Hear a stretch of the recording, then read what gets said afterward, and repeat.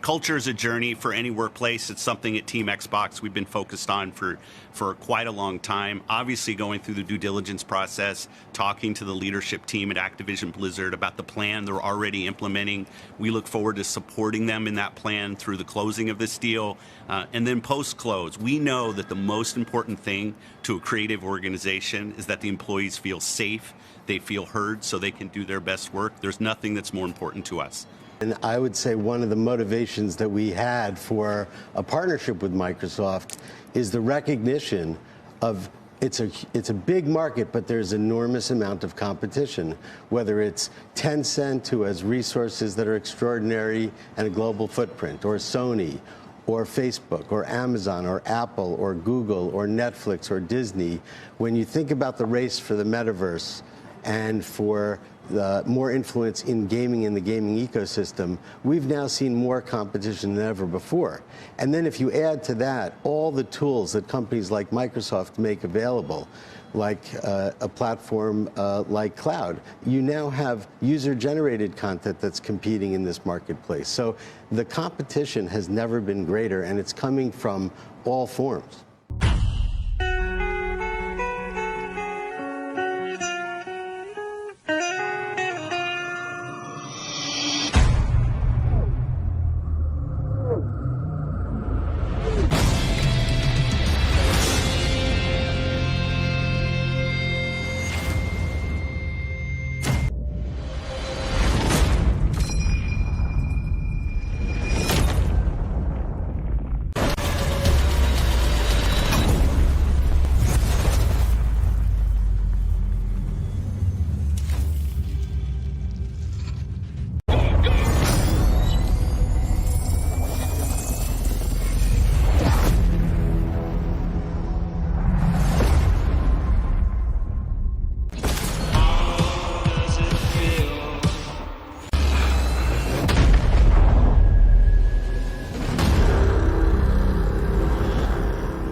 What's going on, people? Welcome back to the channel, and I haven't covered gaming in a while, so I thought I'd give my thoughts on the Microsoft acquisition of Activision.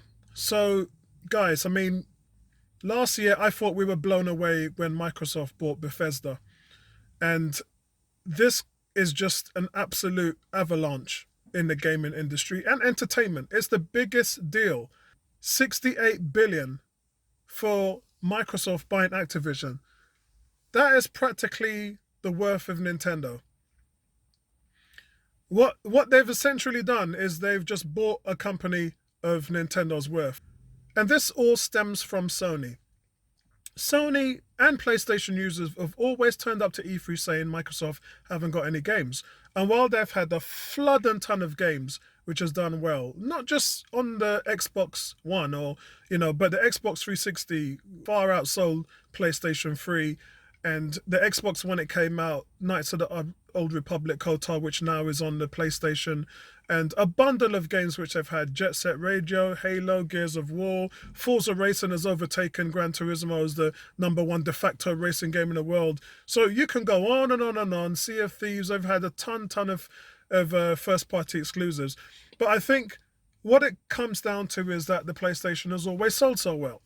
So Microsoft, as you know, is the giant behemoth. Sony went out and made the PlayStation 4 while Microsoft had the Xbox One, and Sony had talked about how it was the most powerful console in the world, hammering home that it had all the first-party games. So all that's happened in the mix of all of this is Sony have awoken a sleeping giant. And I've talked to you guys about sizes of the companies and how that reigns in.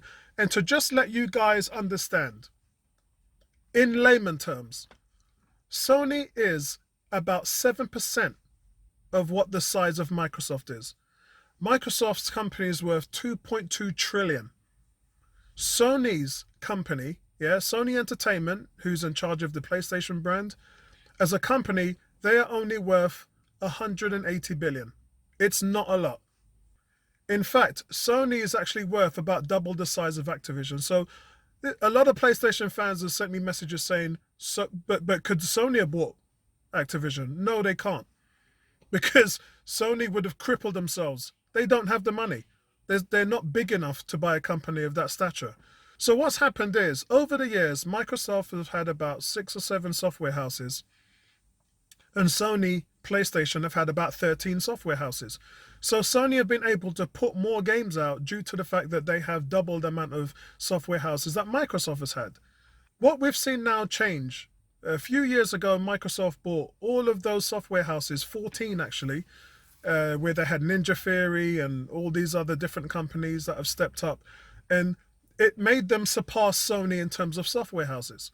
So we know for the last 2 years, all of these 14 companies have been making games which are soon to come out. And when it does, it's going to be an explosion among the gaming world. But Microsoft didn't stop there. They increased their software houses. Remember, Sony's got 13. Microsoft increased their software houses to 22, I believe it was. Yeah.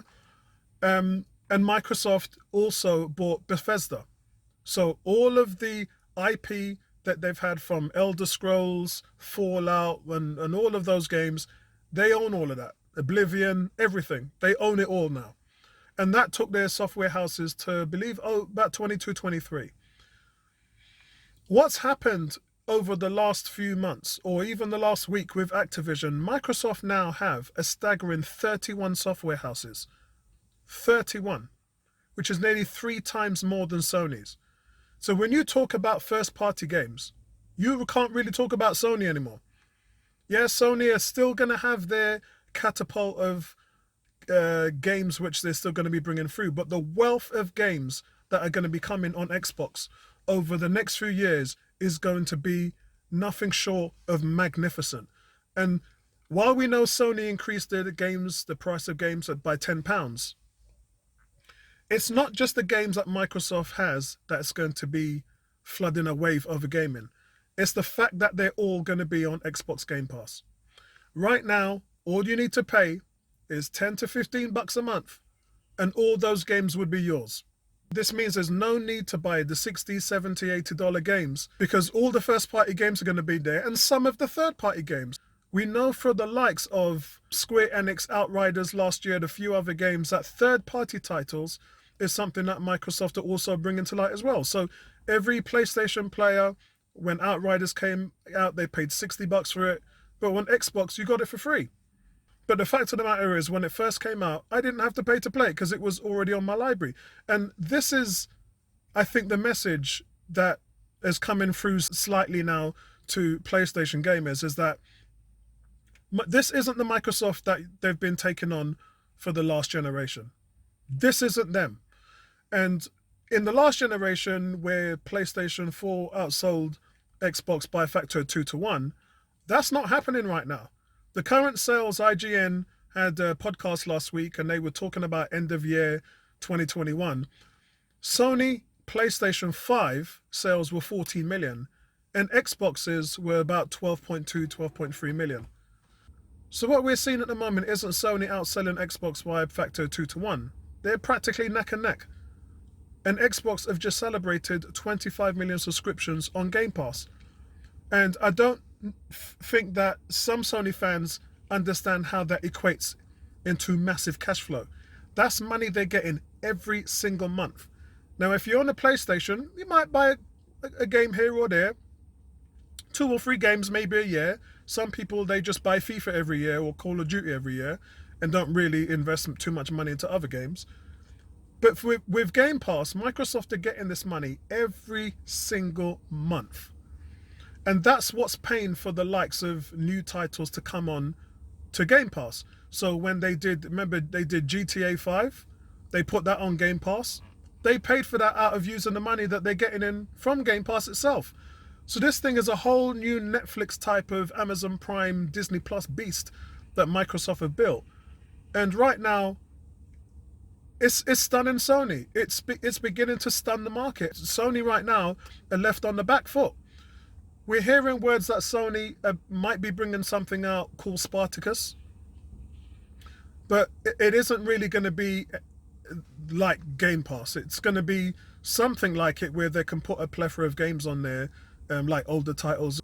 It's probably going to replace PlayStation Now, which hasn't been great and been a flop for most times. I mean, coming out, starting at only 720p, and they're talking about 1080p now, but it just hasn't worked. There's just something about streaming gaming that just turns players off. Stadia, Google hasn't done well either. And the thing about Game Pass is, you just download the game like a normal title. It's a library, it's like Netflix. You choose what you want to watch. Which game? Hundreds of games. I love that one. And then that's it. And it's all various type of games, but in the future, it's going to be a lot more than that. So where does this leave Sony?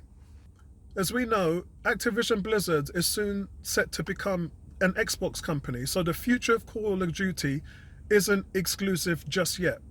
Now, according to Phil Spencer, Call of Duty releases are still set to be released on PlayStation for the next couple of years. But after, say, 2023, that's going to be it. And we know that because of what happened with Bethesda. Bethesda, the answer was, we're still going to support Sony games.